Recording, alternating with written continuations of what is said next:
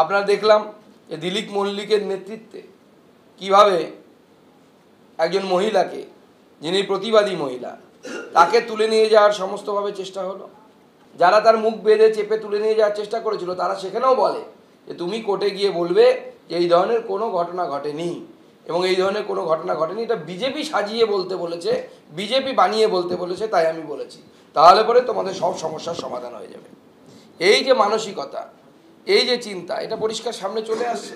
যে তৃণমূল কংগ্রেস এইভাবে পুলিশকে দিয়ে ভয় দেখিয়ে পুরো ঘটনাটাকে উল্টে দেওয়ার চেষ্টা করছে।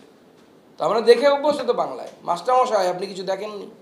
সেই মাস্টারমশাই এখন মাস্টারমশাইদেরকে চুপ করানোর চেষ্টা হচ্ছে তৃণমূল কংগ্রেসের তরফ থেকে। সন্দেশখালীতে এবার অভিযোগ প্রত্যাহারে, প্রতিবাদের উপরে হামলা, সিভিক ভলেন্টিয়ারের স্ত্রীকে অপহরণ করে গণধর্ষণের চেষ্টার অভিযোগ, থানায় বয়ান রেকর্ড অভিযোগকারীদের। 3 অজ্ঞাত পরিচয় দুষ্কৃতী ছাড়াও তৃণমূল নেতা দিলীপ মল্লিকের নাম রয়েছে অভিযোগপত্রে। এছাড়া অভিযোগ করা হয়েছে তৃণমূল কর্মী সৈকত দাস ওরফে পিকাই এর বিরুদ্ধেও গণধর্ষণের চেষ্টা এবং অস্ত্র আইনে মামলা রুজু। মুখ চেপে ধরে তুলে নিয়ে যাওয়ার চেষ্টা করে 3 দুষ্কৃতী।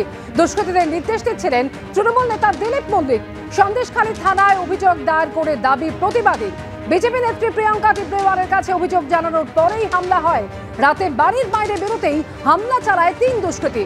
মহিলাকে টেনে নিয়ে গিয়ে মার, অপহরণ এবং গণধর্ষণের চেষ্টার অভিযোগ উঠছে।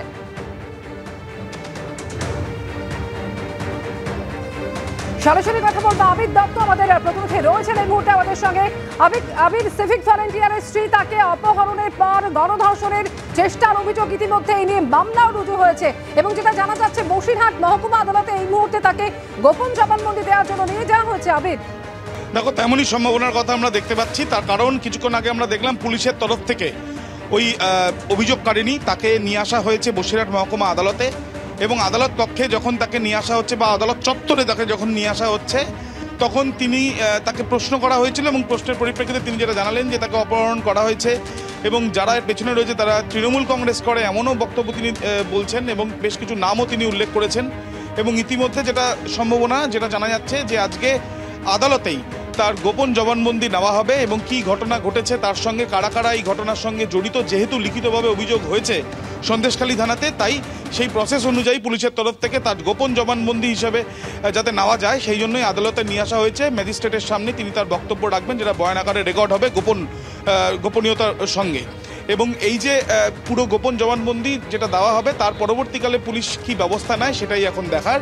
তবে কিছুক্ষণ আগেই মেডিকেল পরীক্ষা করার পরে ওই অভিযোগকারিণীকে নিয়ে আসা হয়েছে আদালত চত্বরে এবং আদালতে নিয়ে আসার পরে তিনি আপাতত অপেক্ষা করছেন, এমনই ছবি কিন্তু দেখা যাচ্ছে। ধন্যবাদ আবির। অর্থাৎ অপহরণ করে গণধর্ষণের চেষ্টার অভিযোগ তুলছেন এই মহিলা। আর এই নিয়ে বসিরহাটের বিজেপি প্রার্থী রেখা পাত্র তিনি কি বলছেন রাখবো আপনাদের সামনে। শিবু হাজরা, শেখ শাহজাহান, উত্তম সর্দার অ্যারেস্ট হওয়ার পরেও শেখ শাহজাহান বলে এসেছিলেন যে আমি শেখ শাহজাহান অ্যারেস্ট হচ্ছি তো কি হয়েছে, শেখ শাহজাহান গ্রামে গ্রামে জন্ম দিয়ে গেছি, গ্রামে গ্রামে, সেটাই আজকে তার একটা নমুনা পাওয়া গেছে। ওর কপাল জোর ভালো যে ও বেঁচে গেছে, আর তার থেকেও কপাল জোর আমাদের আন্দোলন করার মা বোনেদের কপাল জোর যে আমাদের একটা বোনকে আমরা বাঁচাতে পেরেছি।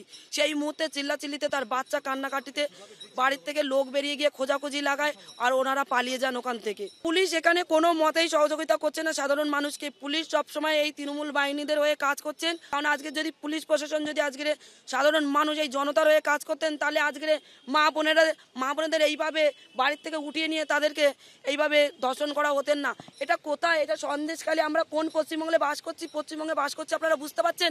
এখানে তৃণমূলের রাজ চলে, এখানে তৃণমূলের পোষা গুন্ডা হচ্ছে এই রাজ্যের পুলিশ।